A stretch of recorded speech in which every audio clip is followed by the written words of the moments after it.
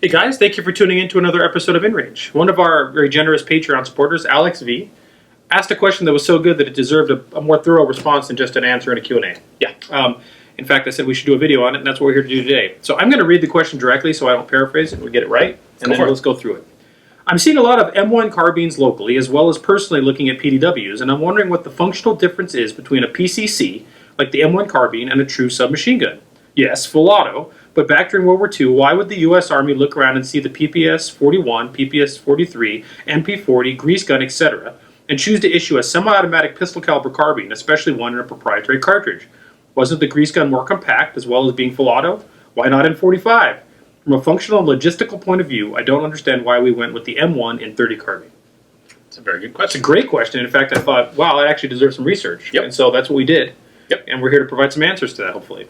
Well, the first thing to consider is there's a bit of a misconception going on here about what the state of the submachine gun was when the M1 carbine was developed. So the 30 carbine cartridge, let's start with that. Yep. That got developed because the U.S. Army went to a bunch of ammo manufacturers, Winchester, I think, or Olin. Specifically Winchester. Yep, Olin Winchester, and said, we want this. And what did they say?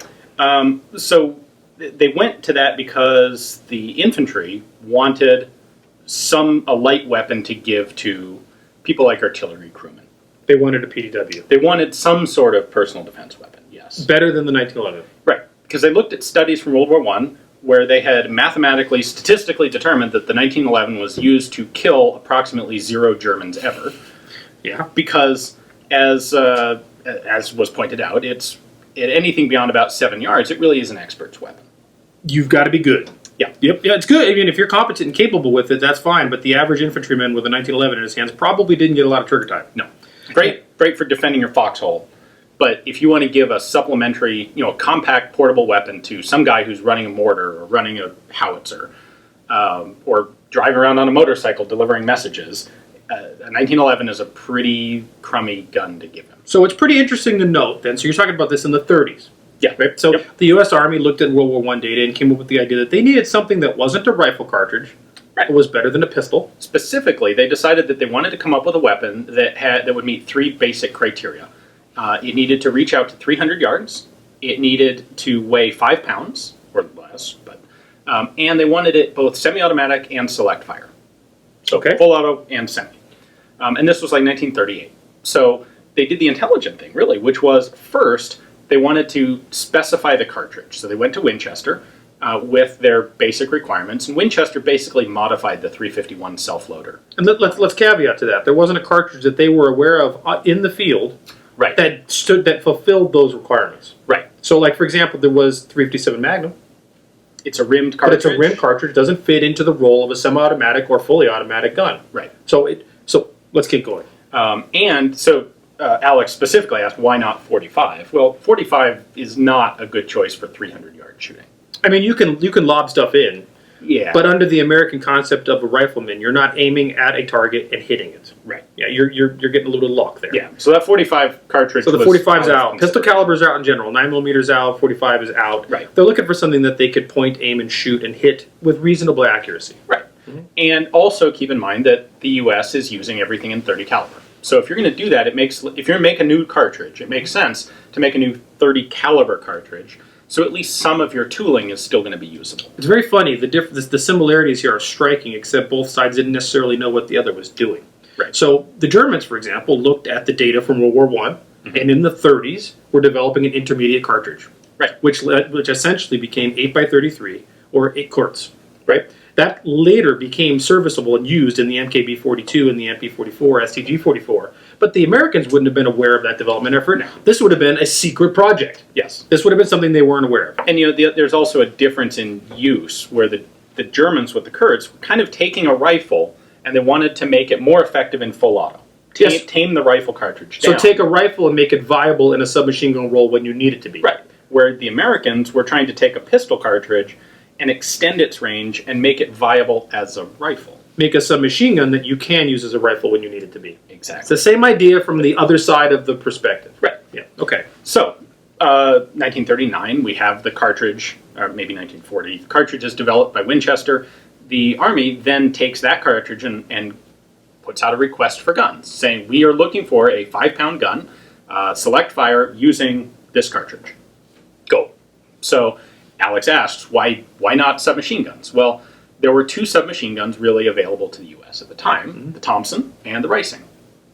And as fate would have it, both of those companies actually submitted rifles in the M1 Carbine program. Now, Auto Ordnance submitted two different guns. They submitted one that actually met all the specs, and it looked nothing like a Thompson gun.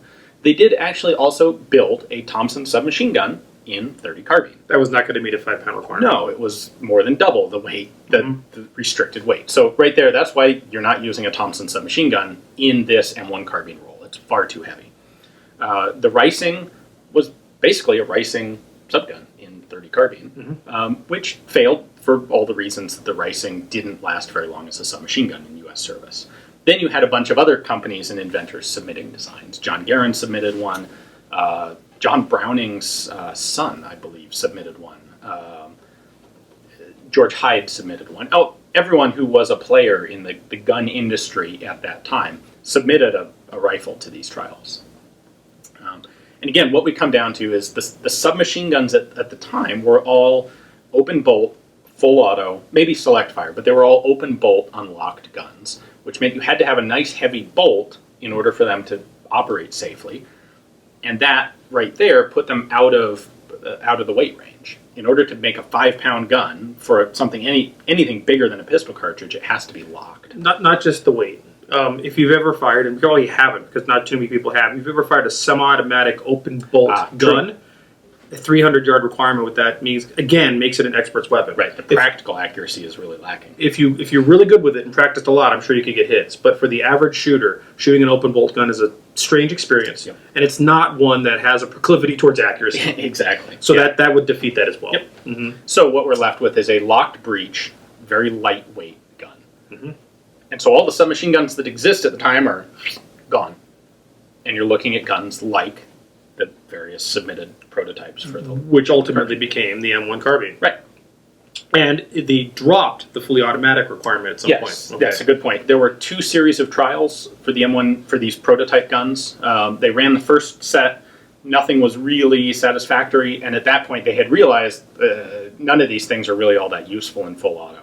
So when they requested revisions to the guns for a second set of trials about 6 months later, they dropped the full auto requirement.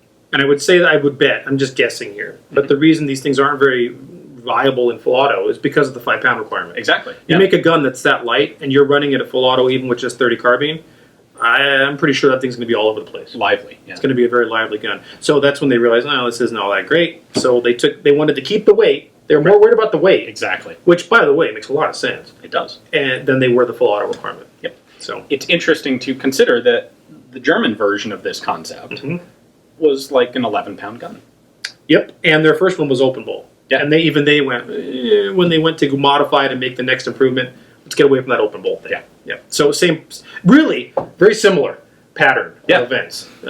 So you could say, now the question comes up is, how similar are the MP44 and the .30 carbine? Or is the M1 carbine an assault rifle?